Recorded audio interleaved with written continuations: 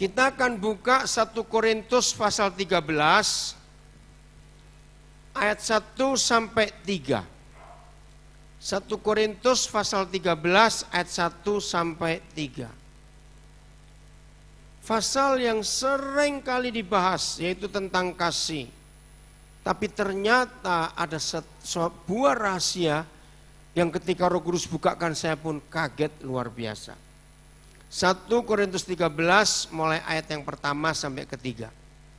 Sekalipun aku dapat berkata-kata dengan semua bahasa manusia, nomor 1 ini, dan bahasa malaikat, nomor 2. Nah, kalau saudara melihat ada orang seperti ini, saudara sebut orang apa ini? Bukan, ini bukan rohani ini. Bukan, ini bukan rohani, justru salah. Berbahasa manusia, jadi mungkin bisa menguasai 30-40 bahasa, semua loh. Bahasa malaikat, orang apa? Jenius. Ya. Tetapi jika aku tidak mempunyai kasih, aku sama dengan gong yang berkumandang dan canang yang gemerincing.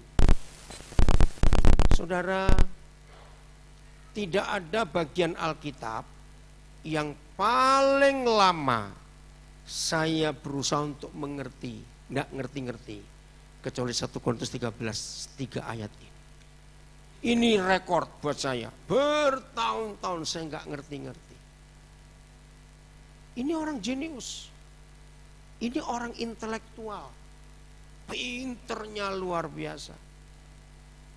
Tapi tetap dikatakan sia-sia, percuma kalau enggak ada kasih.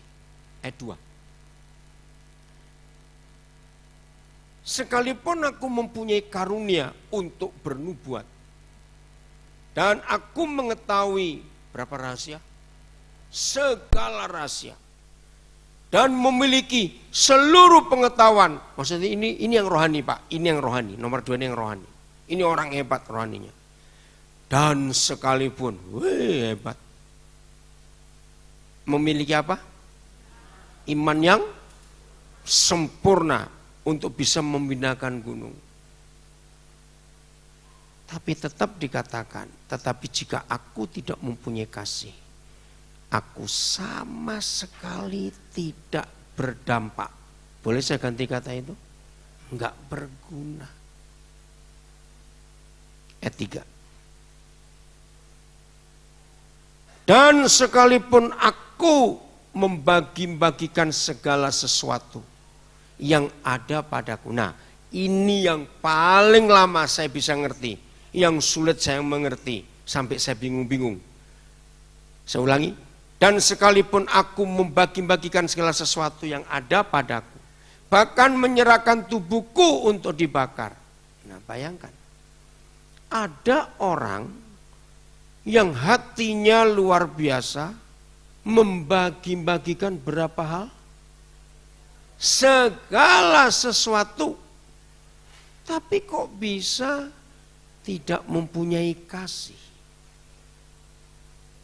Lalu apa yang mendorong dia untuk membagi-bagikan segala sesuatu itu? Ya, bahkan menyerahkan tubuhku untuk dibakar. Tetapi jika aku tidak mempunyai kasih, sedikit pun tidak ada faedahnya bagiku. Sulit dimengerti. Nah, di sini kita melihat 3 hal. 1, intelektual, secara jiwa. Itu ayat 1 toh, orang pandai, intelektualnya. Kedua, ayat 2 tentang rohani. Hebat, pelayanannya hebat, membuat semuanya itu. Nomor 3, tentang jasmaninya. Keren gak kalau kita lihat ada orang suka membagi-bagi segala sesuatu itu.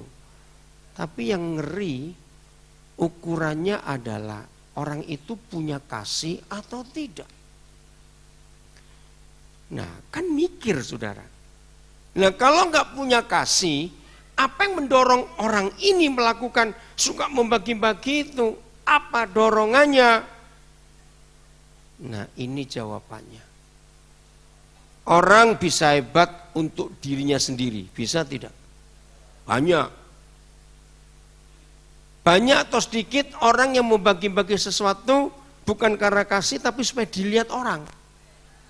Banyak sekali kalau itu.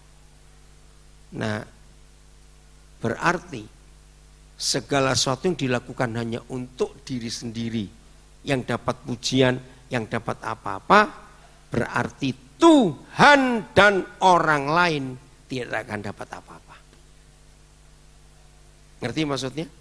Saya ulangi lagi. Segala sesuatu yang kita lakukan, baik yang rohani, maaf, sepengetahuan saudara di gereja-gereja banyak enggak orang yang hati memberinya luar biasa. Tapi ternyata di mata Tuhan perlu diperiksa dulu. Motivasinya apa? Kalau untuk dirinya sendiri, supaya dilihat orang, supaya dipuji orang, maka ingat ini, maka Tuhan dan orang lain enggak dapat apa-apa. Loh, kan dia sudah bagi-bagi ke orang-orang itu, masa orang lain enggak dapat apa-apa? Saya enggak percaya lagi. Saya coba mikir lagi, kenapa sih Tuhan? Kok sampai hukummu itu buat saya bilang susah sekali dimengerti. Ada apa?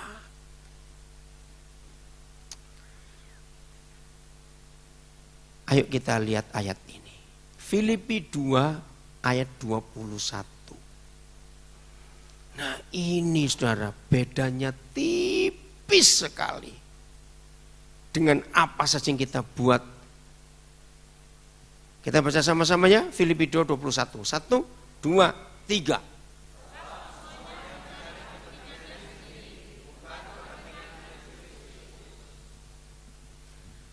Ketika semua mencari kepentingannya sendiri, ngurus urusannya sendiri, apapun dikerjakan untuk dirinya sendiri, bukan kepentingan Kristus Yesus, maka disitulah kasih itu tidak ada. Nah, ini kan bedanya tipis. Orang membagi-bagikan segala sesuatu. Pasti kalau kita lihat, wih dia orang cinta Tuhan benar ya, suka membagi-bagikan. Tapi kalau itu untuk kepentingan dia sendiri, supaya namanya dikenal orang, dipuji-puji orang, berarti bukan untuk kepentingan Tuhan Yesus. Ngerti maksudnya sekarang? Berarti apa saja yang kita lakukan, walaupun atas nama Tuhan, untuk Tuhan, kalau kita sebut, kan semua kita kalau dalam gereja kan berkata ini untuk Tuhan, ini untuk Tuhan, ini buat Tuhan. Semua kita kan berkata begitu. Ternyata belum tentu. Dan itulah rahasia yang tahu hanya kita dengan Tuhan. Orang lain gak bisa tahu. Maka itu jangan sombong saudara. Kalau kita jenius. Tapi untuk kepentingan Tuhan Yesus tidak. Kalau kita secara rohani, wih karunia pelayanan kita luar biasa. Orang mungkin kagum dengan pelayanan kita. Itu kan cuma waktu di mimbar. Di luar bagaimana? Boleh nggak saya katakan bahwa mimbar ini panggung sandiwara? Iya atau tidak? Jelas. Maka itu jangan pernah menilai hidup hamba Tuhan waktu dia pelayanan. Nilai dalam hidup sehari-harinya. Maka itu belum tentu orang yang pelayanannya hebat, dia berkenan di mata Tuhan. Karena yang tahu cuma orang itu dengan Tuhan. Kita kan cuma lihat dari luar saja. Nah satu-satunya cara, bagaimana kita bisa tahu hamba Tuhan itu sering-seringlah tinggal di rumahnya.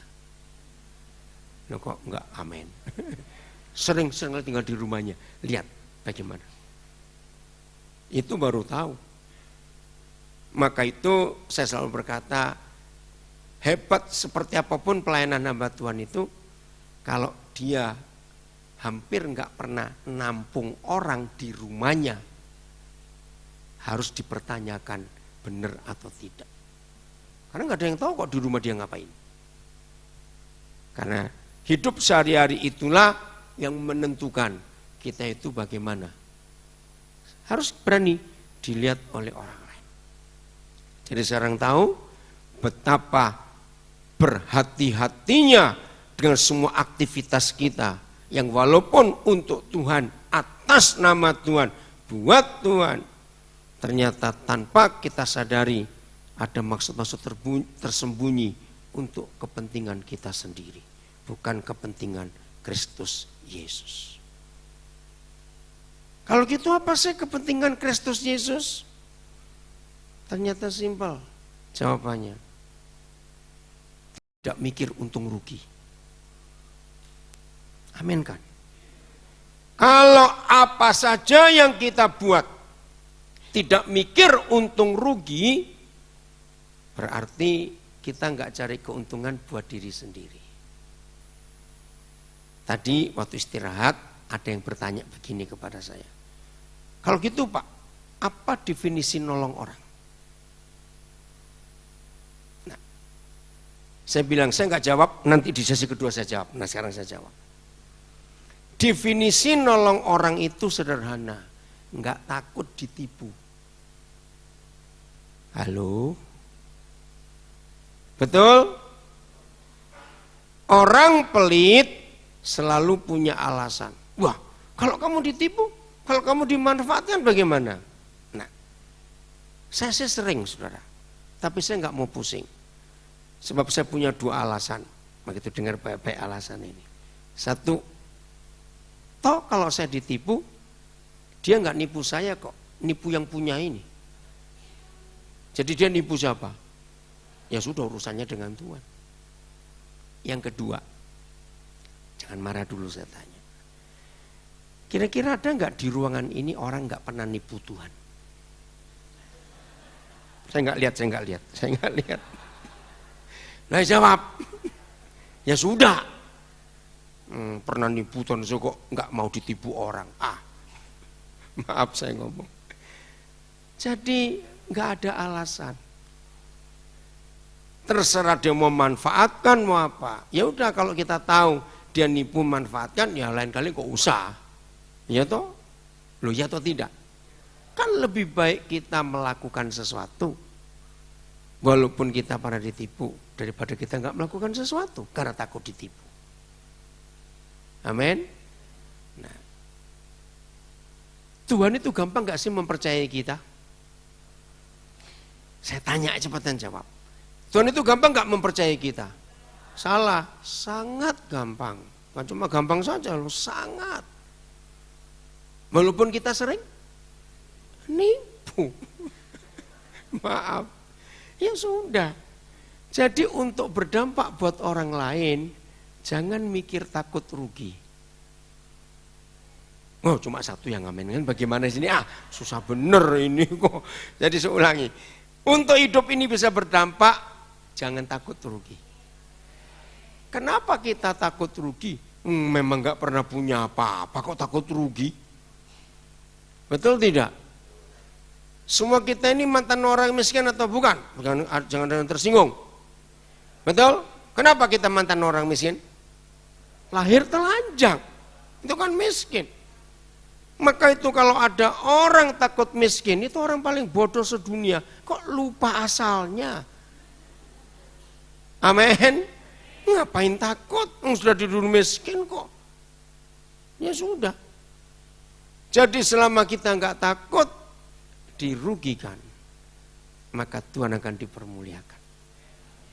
1 Korintus 6 ayat 7. Nah ini bagi orang Kristen yang belum pernah tahu ini, berarti pendetanya nggak pernah ngalami ini gitu aja, karena nggak pernah dikhotbahkan di gereja saudara. Sampai nggak tahu ada ayat seperti ini. Adanya saja perkara di antara kamu yang seorang terhadap yang lain. Stop dulu. Kalau kita membaca kalimat ini, adanya saja perkara di antara kamu yang seorang terhadap yang lain. Ini perkara ringan atau perkara besar sebetulnya? Ayo ringan atau besar? Ringan. Nah kalau masalah ringan saja kita masih mempermasalahkan satu dengan yang lain, itu telah apa? Ayo baca, telah apa buat kita? Merupakan kekalahan bagi kamu. Saya suka melihat ayat ini. Saya tidak pernah menemukan ayat lain di Alkitab supaya hidup ini bisa berdampak kecuali ayat ini luar biasa. Dan ada 2 resep yang paling hebat, tapi resepnya enggak enak betul. 1, baca. 1, 2, 3. Mengapa? Ayo. 1, 2, 3. Mengapa? Nah, stop. Ini yang resep pertama. Enak enggak? Ayo jawab, enak tidak? Mengapa kamu tidak lebih suka menderita ketidakadilan? Ya hidup ini cari keadilan dong Tuhan, gitu jawabannya. Tapi justru untuk hidup yang bisa berdampak, saudara dan saya harus dipersiapkan, diperlakukan tidak adil. Yang amin cuma 2, yang lain gitu. Enggak enak betul. Yang kedua, 1, 2, 3. Nah, Kevin dari mana kamu? Kok telat? Ayo, mau dengar kamu komentar juga nanti ya. Oke, Kevin. Resep yang kedua, mengapakah kamu tidak lebih suka dirugikan? Kalau suruh milih enak yang mana? Saya cuma tanya, kalau suruh milih enak yang mana? Enggak enak dua-dua enggak bisa dipilih ini. Tapi ini perintah. Amin, ini perintah. Jadi Bapak yang bertanya tadi, ini jawabannya. Kalau orang menipu kita, sudah kita tolong. Jawabannya, Yesus pernah ngalami itu. Amin, ya sudah. Yang kedua, aku juga pernah nipu Tuhan. Jadi imbas. Selesai. Nggak ada masalah lagi. Siap diperlakukan tidak adil. Terima kasih. Dirugikan. Puji Tuhan. Loh ada orang nggak sini? Maka itu ketika gerejanya khotbah ayat yang enak-enak saja. Itu membuat jemaatnya masuk neraka semua. Karena enggak dididik untuk menderita, untuk dimurnikan. Mendengar kata dimurnikan enak tidak? Enggak enak. Tapi kita harus tahu kebenaran ini. Jadi kesimpulannya pada sesi kedua ini, hidup yang berdampak. Itu hidup yang siap diperlakukan tidak adil, hidup yang siap dirugikan. Enggak ada yang bisa dipilih. Tapi ini perintah. Amin. Lanjut atau pulang? No. Tahu risikonya? Apa? Kalau lanjut risikonya apa? Makin banyak tahu hukum, berarti makin banyak dituntut untuk melakukan. Maka itu saya tanya dulu, mau lanjut atau pulang? Pintunya di sana. Gitu. Lanjut ya, risiko tanggung yang mendengar. Awas. Ternyata firman Tuhan enggak ada yang enak buat daging kita. Enggak ada, semuanya menyakiti. Tapi justru itu yang indah. Kita harus berani menanggung risiko itu. Filipi 1:29. Mengapa ada janji yang tidak enak ini? Filipi 1:29. Kita baca sama-sama aja. Supaya kalau bertobat bareng, kalau mati bareng gitu ya. 1, 2, 3. Sebab kepada salah stop. Tunggu Kevin, belum selesai kamu tunggu coba. Maksud saya kalau saya ajak baca bareng, kata ganti orang ini harus diganti ke aku atau saya. Itu maksudnya. Oke? Ulangi. 1, 2, 3. Sebab kepada saya dikaruniakan bukan saja untuk percaya kepada Kristus, melainkan juga untuk menderita untuk Dia. Enak enggak? Enggak enak. Maka itu ketika orang berkata hanya anugerah, hyper grace semuanya, dia lupa ayat ini. bahwa anugerah karunia yang kita terima enggak cuma karunia keselamatan, tapi karunia untuk menderita untuk Dia. Enggak main-main. Tanpa kita berani menderita untuk Dia, hidup tidak akan berdampak buat orang lain. Betul? Masih saya beri kemurahan hati, lanjut atau pulang? Betul? Tambah berat. Oke. Tunjukkan kepada saya satu-satunya ayat dalam Alkitab. Nah, begitu ayat ini kita baca, maka kita langsung tahu seluruh isi hati Tuhan. Itu ayat mana dari Alkitab? Ayo cepetan. Satu-satunya ayat. Bahkan kalau ayat ini dicopot dari Alkitab, maka kitab suci kita tidak beda dengan kitab suci agama yang lain. Apa, Kevin? Hukum kasih. Wih, Kevin benar jawab hukum kasih. Betul. Yohanes 3 ayat 16. Ini yang tidak dimiliki oleh kitab suci agama lain. Sebab Tuhan kita adalah Tuhan yang mau menyerahkan nyawanya. Amin.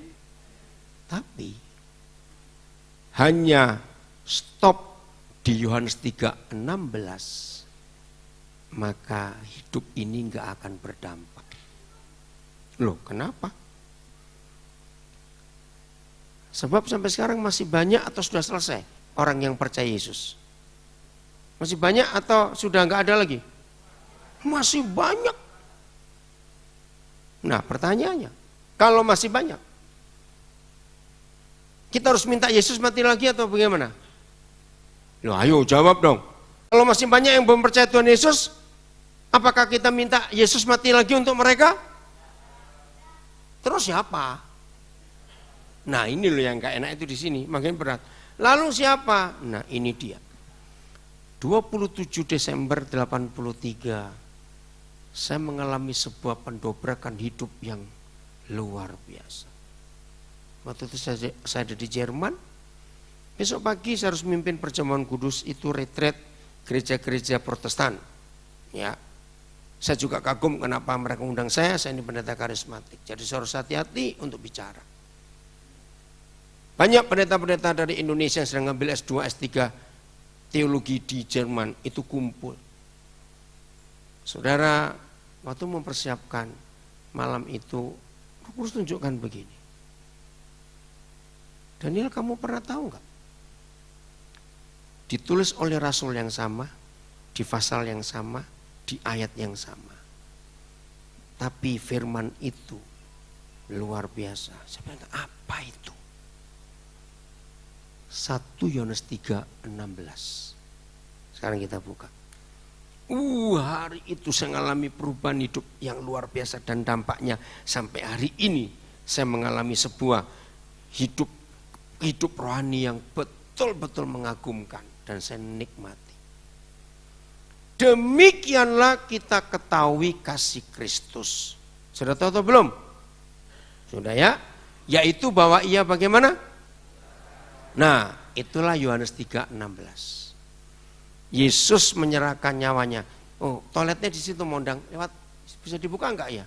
Itu, ya, buka aja, ditarik koridornya terus ke belakang. Ya. Didorong, di sliding. Ya. Dengar ya. Yohanes 3:16 diungkap lagi sebagian di 1 Yohanes 3:16. Demikianlah kita ketahui kasih Kristus, yaitu bahwa ia telah menyerahkan nyawanya untuk kita. Tapi setelah kita menjadi murid Yesus, bukan Yesus lagi yang kita minta mati untuk orang lain. Baca sama-sama, siapa yang diminta mati untuk orang lain? 1, 2, 3. Jadi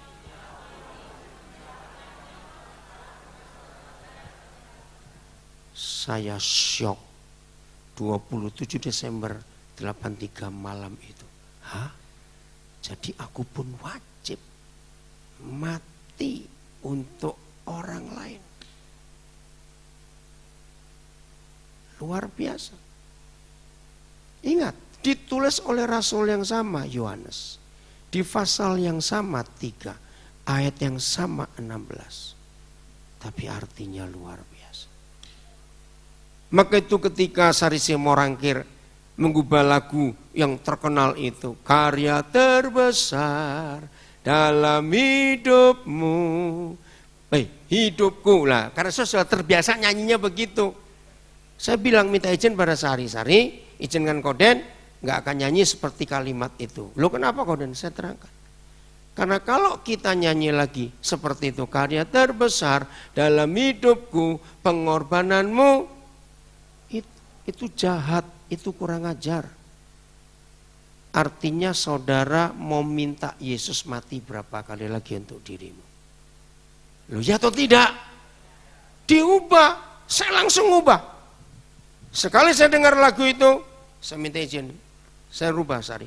Maka itu saya sudah kebiasaan nyanyi begini. Karya terbesar dalam hidupmu. Orang di luar kita. Pengorbananku yang selamatkanmu. Akulah harta. Kok enggak amin? Jangan terusan dulu, ini penting untuk saudara kok. Berani berkata, pengorbananku yang selamatkanmu, akulah harta yang kau miliki dan kau hargai. Apa akibatnya? Tuhan Yesus kau kagumi. Amin. Kalau kita menyerahkan nyawa untuk mereka, Yesus menyelamatkan mereka. Dan mereka akan mengagumi Tuhan Yesus. Bukan mengagumi kita, bukan. Mulai hari ini saya harus merubah lagu itu. Berani nyanyi? Loh, saya tanya kok, berani? Ya ayo, 1, 2, 3. Karya terbesar dalam hidupmu. Wih, pintar. Yang selamatkanmu, akulah harta yang tak ternilai, yang kau miliki dan kau hargai. Tuh Yesus, ya terserah mau Yesus tonton Yesus terserah kau. Itu yang dicari oleh Tuhan, hidup ini berdampak buat orang lain. Tapi masalahnya, kalau 1 Yohanes 3:16 secara hurufiah kita lakukan, surga rugi. Di mana ruginya? Karena kita mati. Padahal masih banyak yang belum percaya. Maka itu saya tanya, yang benar yang mana? Oh, ternyata menyerahkan nyawa itu jawabannya di ayat 17-nya. Kita buka ayat 17. 1 Yohanes 3 ayat 17 sekarang. Ini menyerahkan nyawa itu. Barang siapa mempunyai apa? Apa kata lain harta duniawi? Uang, ya, materi. Dan teruskan melihat saudaranya menderita kekurangan, tetapi untuk pintu hatinya terhadap saudaranya itu, bagaimanakah kasih Tuhan dapat tetap di dalam dirinya? Kalau begitu, ayat 16 berkata, wajib menyerahkan nyawanya untuk saudaramu yang lain. Dan ayat 17 mengajarkan barang siapa mempunyai harta duniawi. Berarti apa yang kita serahkan? Loh, masa enggak ngerti? Jadi apa? Nyawa itu apa? Iya, mamon itu, nyawa itu adalah harta. Dari mana saya belajar? Dari perampok dan penodong. Kalau mereka nodong, atau itu apa? Ayo cepetan. Atau apa itu? Nah, perampok aja ngerti Alkitab, masa kita nggak ngerti? Jadi menyerahkan nyawa itu bukan langsung mati ternyata. Nyawa itu adalah harta kita. Apalagi kalau kita pakai ayat ini. Sebab di mana ada apamu, di situ ada eemu. Ayo, teruskan. Sebab di mana ada hartamu, di situ ada nyawamu. Maka itu sesi pertama tadi, siapa hidupnya nggak berdampak kalau dia masa lupa, pelit. Jangan lupa itu. Maka itu orang pelit susah masuk surga, ya karena pelit. Hebatnya Tuhan itu. Jadi yang Tuhan minta kita menyerahkan nyawa kita adalah harta kita. Lagi sekali bukan untuk Tuhan, tapi untuk jiwa-jiwa itu. Ini yang Tuhan inginkan dalam hidup kita. Selalu begitu. Punya dampak. Di beberapa airport, bandara di Indonesia nggak banyak. Yang paling sering itu Surabaya. 2 itu Makassar. 3 itu Biak, 4 Jayapura.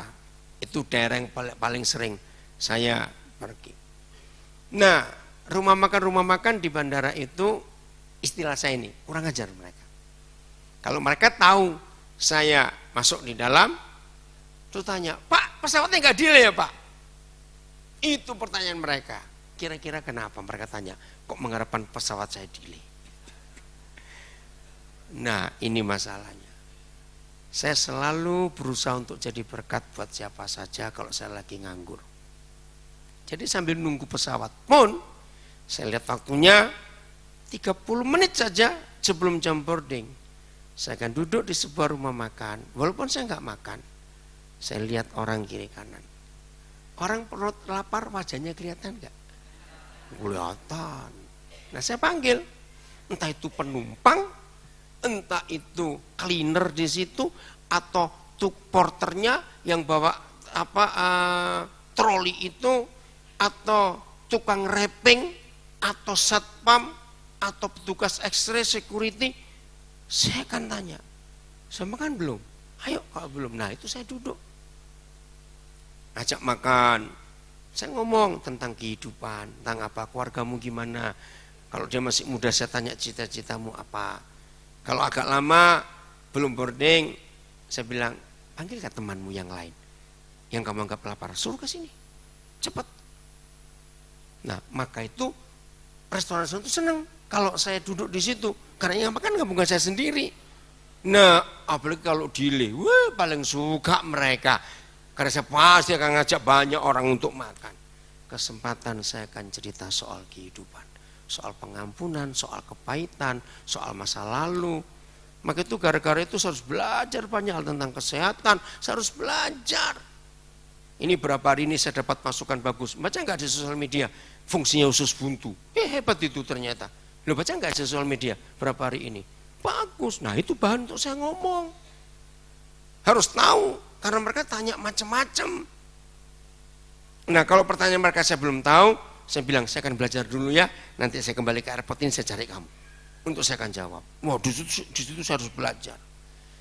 Di semua kesempatan hidup ini bisa berdampak, asal tidak masa lupa, asal tidak pelit. Jadi sekarang kita tahu musuh Injil bukan setan, tapi orang Kristen pelit. Siapa musuh Injil? Orang Kristen pelit, itu musuh Injil. Maka itu ayo kita jadi berkat dalam hidup ini. Amin. Itulah anugerah Tuhan yang luar biasa.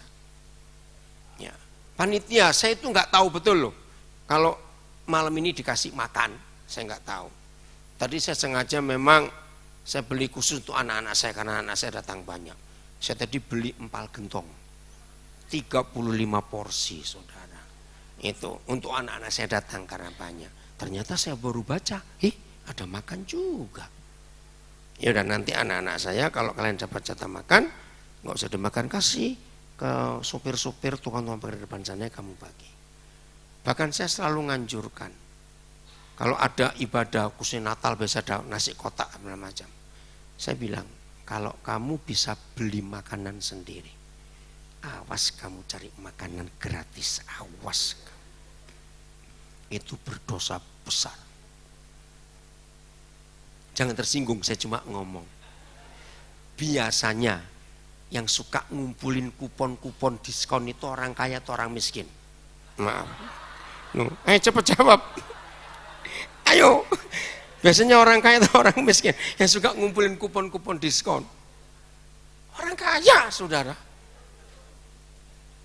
Saya tuh nggak ngerti, sudah kaya kok cari diskonan terus kamu itu. Saya bilang kepada orang-orang yang dapat kupon diskon, kamu simpan, kamu pakai untuk ngajak orang lain. Jangan kamu yang beli. Nah, yang pelit pasti pura-pura nggak dengar. Betul? Saudara, inilah fakta. Ternyata orang makin kaya itu makin pelit ternyata. Oke, saya buktikan. Berapa tahun yang lalu di RCTI tiap Rabu sore jam 4 ada program yang saya suka, minta tolong. Masih kan enggak? Oke? Nah, saya suka program itu karena belajar. Nah, sepengetahuan saudara, dari candid kamera itu yang suka menolong orang yang miskin atau yang kaya. Nah, itu kan aneh, bukan? Loh, betul tidak? Itu fakta loh, itu enggak dibuat-buat itu. Justru yang kaya bilang, maaf saya sibuk, jangan, malah ngusir. Justru pemulung, tukang beca, saya tuh nggak ngerti. Karena pas saya nonton tuh saya nangis betul. Ada ibu-ibu pemulung, didatangin orang mau jual daun pisang. Ditanya ibu itu, untuk apa daun pisang ini? Saya mau beli makanan untuk saya anak saya yang di penjara. Enggak pakai tanya ABC, kamu tunggu ya. Terus diikutin oleh kameranya.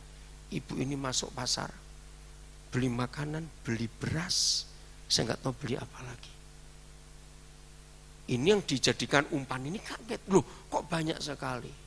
Sampai nangis ibu ini bilang, aku ingat anakku yang di penjara. Aduh, yang kaya nggak mau nolong. Nah, kebetulan yang buat itu saya kenal baik. Seorang pendeta dari Cimahi, sampai sekarang masih di Cimahi, namanya Bapak Pendeta Gideon Tanbunaan. Ya bukan Tanbunan, itu Batak, ini Tanbunaan. Karena papanya namanya Tanbunan. Nah itu temannya papa saya. Ya temannya papa saya dulu waktu masih muda, jadi kenal baik. Ini Gideon Tanbunaan bacanya. Terusnya Tanbunan itu disambung.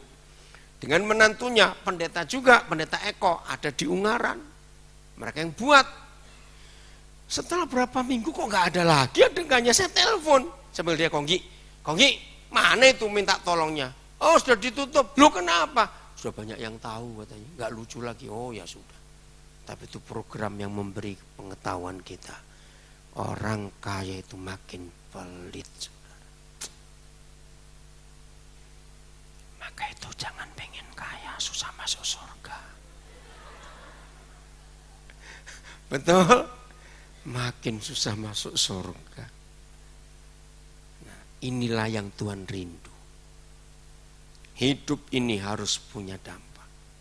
Menyerahkan nyawa kita untuk kita berkorban buat yang lain. Amin. Inilah kasih Tuhan yang luar biasa. Di ruangan ini ada salah seorang anak saya. Namanya Renaldo Ginting. Mana dia? Berdiri kamu Renaldo. Lihat di belakang itu. Tolong syuting kameranya. Lihat. Di bawah balkon diputar, ayo kamera. Tunggu Naldo, mana kamera, ada berdiri enggak? Di mana sih kameranya? Dari mana sih? Hah? Di mana kameranya? Mana? Belum, terus mana? Yang berdiri sana, yang sebelah sini, yang sebelah kanan saya sini. Terus mana tuh? Belum, belakang. Nah itu dia. Angkat tangan Naldo. Ya, dia tangan kirinya cacat, saudara. Dia itu mantan narkoba berat. Tapi Tuhan pakai dia. Saya belum pernah ketemu ada seorang seperti dia. Hobinya masuk penjara. Bukan di penjara loh ya, beda. Ya. Dia adalah satu-satunya orang yang sudah keliling seluruh penjara di Kalimantan Barat. Ada berapa belas, Nado? 12. Seluruh kabupaten dia sudah masuk. Dia adalah bapak buat orang-orang di penjara. Sangat disegani, sangat dihormati. sangat jadi harapan buat mereka dalam penjara.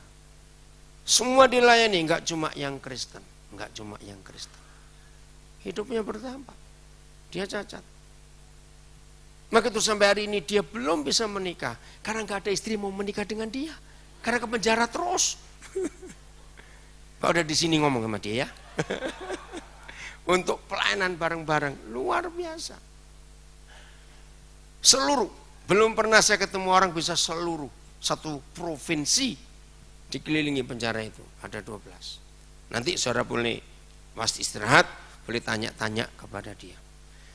Jadi untuk hidup berdampak itu kalau gitu susah atau mudah? Ayo, susah atau mudah?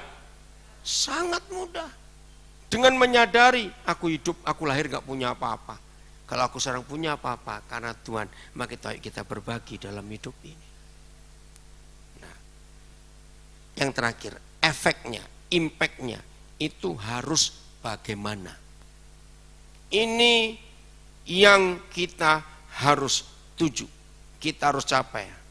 Muaranya kemana? Harus mencapai sasaran itu. 1 Timotius 2 ayat 4. Jadi apapun yang kita lakukan, kecil maupun besar, ujungnya, larinya, sasarannya, finalnya, tujuan akhirnya harus 1 Timotius 2 ayat 4. Enggak boleh keluar dari ini. Kalau keluar dari ini berarti kita punya motivasi yang lain. Ya, termasuk Bapak yang tadi tanya, ini jawabannya. Kita baca sama-sama. 1, 2, 3. Yang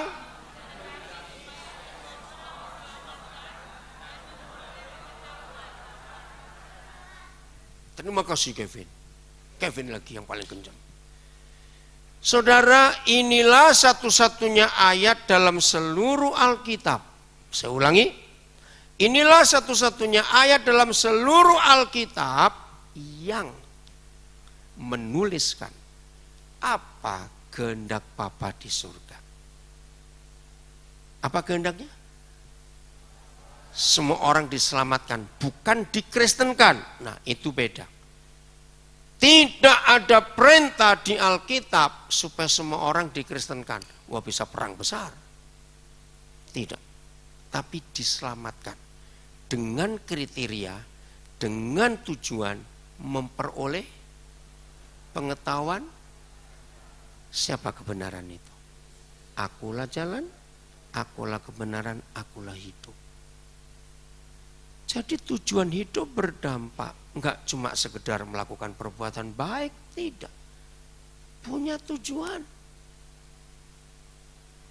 Untuk mana? Saya cerita sedikit.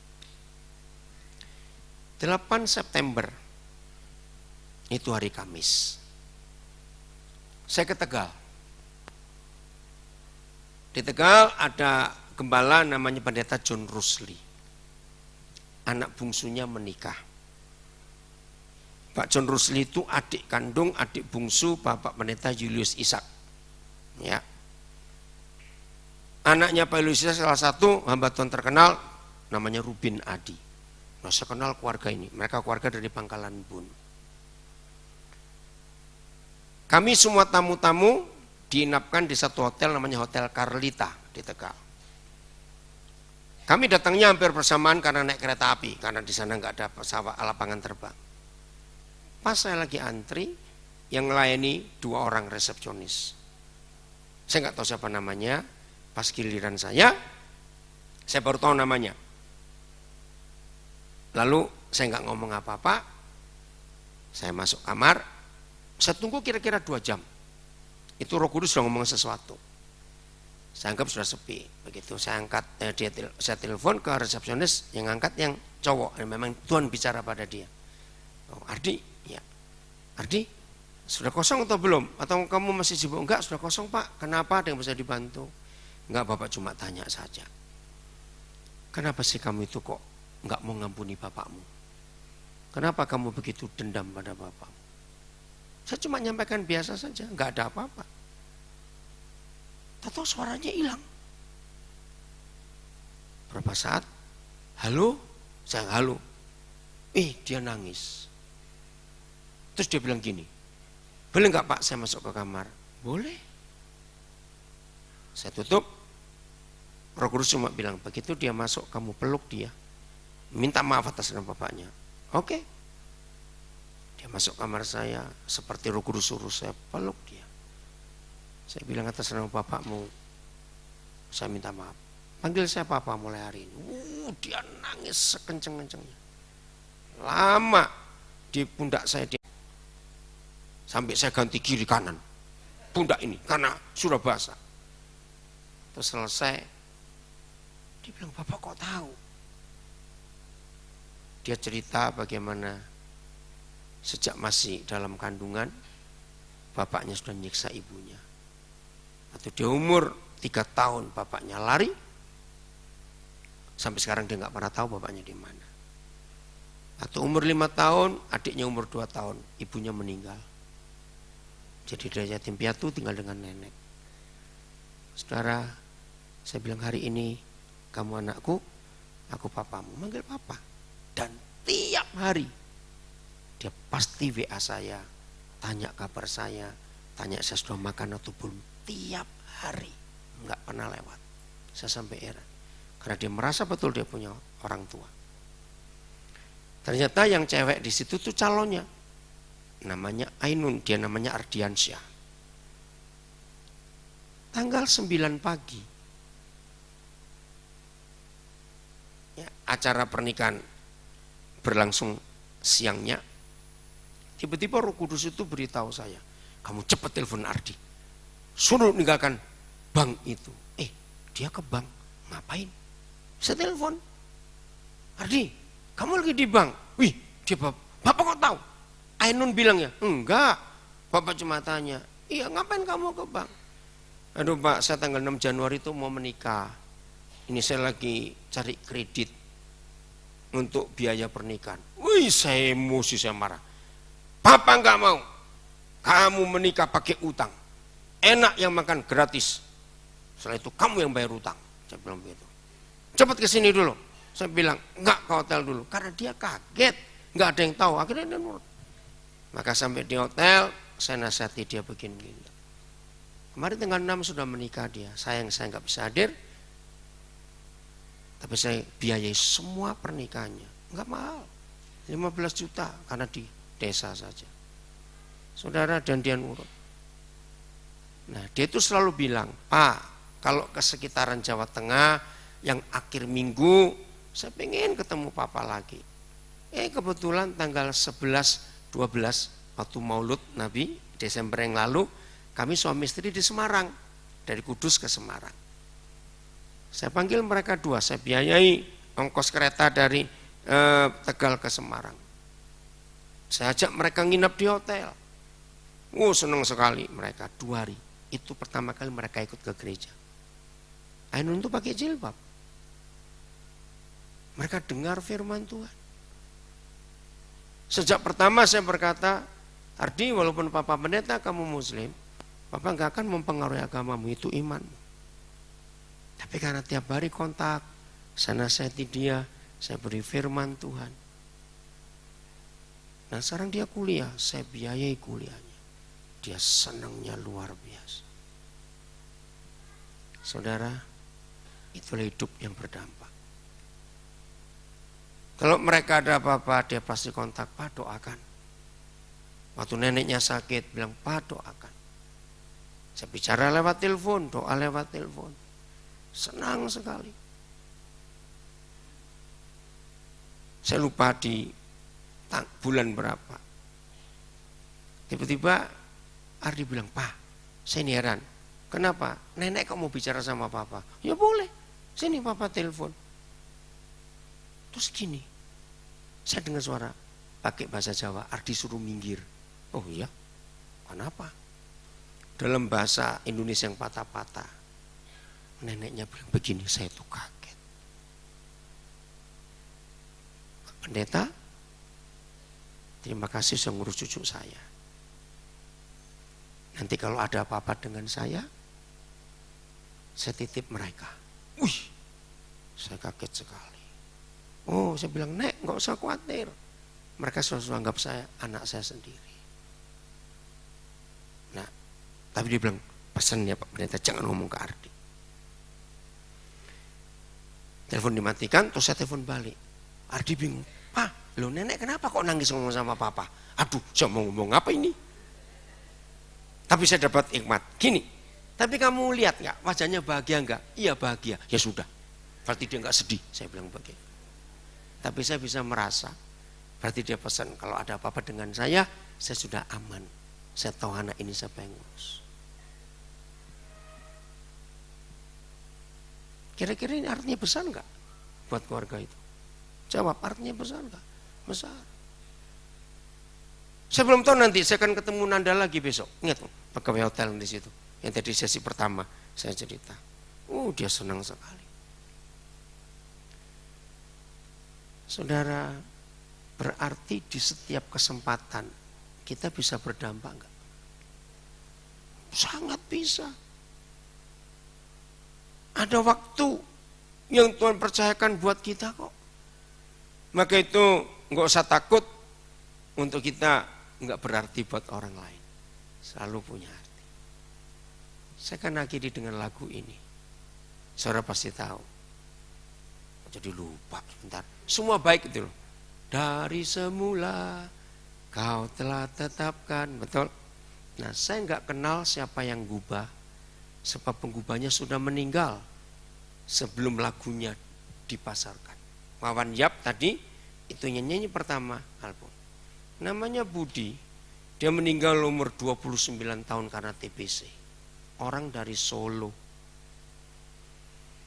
Saya ini kalau dapat lagu yang diberkati gitu, saya ingin cari siapa penggubahnya. Ketika saya tanya Wawan, udah semua meninggal. Arrangernya namanya Tommy, itu anak saya juga. Tom, carikan, saya meninggal Pak. Loh, tapi ada istrinya sama anaknya. Oh iya, ada di mana? Ada di Cimahi. Saya cari khusus. Istrinya namanya Suryani. Anaknya satu-satunya Bisu Tuli. Saya kaget waktu lihat pondokannya. Ya ampun. Enggak layak untuk rumah. Kenapa kalian tinggal di sini? Karena sekolah SLB untuk anak saya itu dekat di sini, di daerah Cimahi perbatasan Bandung. Saya langsung bilang, kalian pindah. Maaf, saya cuma cerita. Sampai hari ini saya masih nyantunin mereka. Kebutuhan mereka, sekolah anak ini. Nah, anak ini namanya Aldi. Hampir tiap hari dia SMS, dia WA saya. Nah, yang paling saya terharu itu kalau dia bilang, "Pak, saya mau nyanyi buat Papa." Ini gimana bisa tulis nyanyi? Ya nulis. Di WA itu dia nyanyi. Luar biasa. Kadang-kadang saya mikir, kenapa pemilik lagu ini tidak seindah lagunya? Tapi kan semua kita diberkati dengan lagu itu. Semua baik, semua baik. Itulah Tuhan kita yang luar biasa. Oh, saudara, nggak akan habis-habis kalau saya cerita bagaimana hidup Tuhan pakai berdampak buat banyak orang. Sangat banyak, dan itu menyenangkan sekali. Amin. Mau berubah mulai hari ini? Melakukan yang terbaik dan berdampak buat orang lain. Betul? Awas pelit, ingat itu saja. Masuk neraka nanti, jangan lupa itu. Jadi kita harus berbagi. Amin. Ayat yang terakhir, kalau kita akan merenungkan betul firman ini, dan itu jadi kekuatan buat kita semuanya. Supaya makin hari hidup kita, makin Tuhan dikenal oleh banyak orang dimanapun kita berada. Kita buka Filipi pasal yang keempat. Ayat yang ke-6. Filipi 4 ayat yang ke-6. Ada hal kecil yang sering mengganggu kita untuk kita melakukan firman Tuhan. Hal kecil itu namanya khawatir. Betul tidak? Jangan anggap enteng khawatir. Contohnya begini. Ketika kita sedang pas-pasan, berarti masih punya atau tidak? Masih, tapi pas-pasan. Ketika Roh Kudus minta kita jadi berkat, nah khawatir ini bisa jadi penghalang tidak? Nah itu dia. Kita enggak pelit, enggak, cuma saat itu pas. Pernah tuh ngalami seperti itu? Sering, puji Tuhan. Nah ini musuhnya. Betul? Oke, sebelum kita baca, saya jelaskan dulu. Sepas-pasnya hidup kita, besok bisa dapat tambahan lagi enggak? Bisa. Apalagi sekarang zaman online. Kerja itu enggak pakai jam. Betul? Bisa pakai handphone juga online. Jadi jam 1 malam bisa dapat duit tidak? Bisa.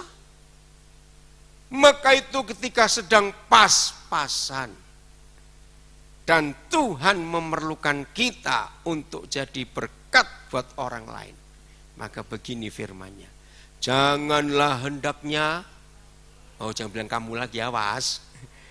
Janganlah hendaknya aku khawatir tentang apapun juga, tetapi nyatakanlah dalam segala hal keinginanku kepada Tuhan dalam doa dan permohonan dengan ucapan syukur.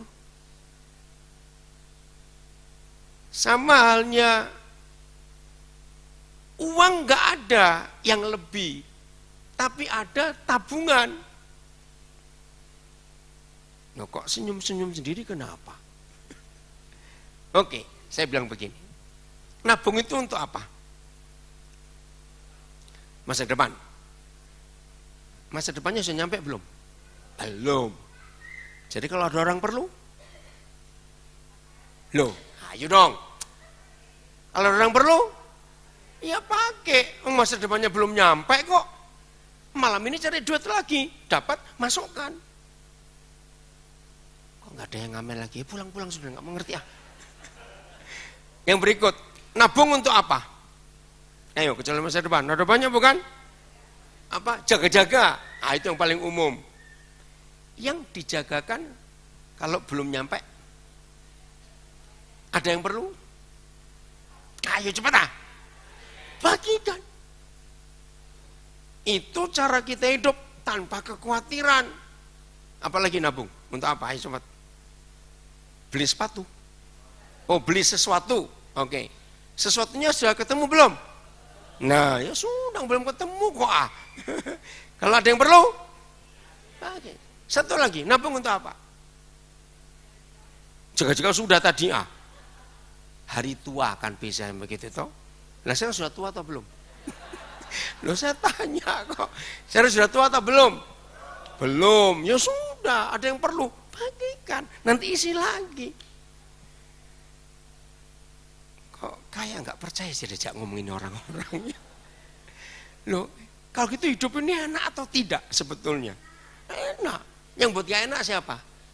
Ya diri sendiri. Yang nggak dipikirin. Belum terjadi sudah masuk. Wah, sudah itu capek semua.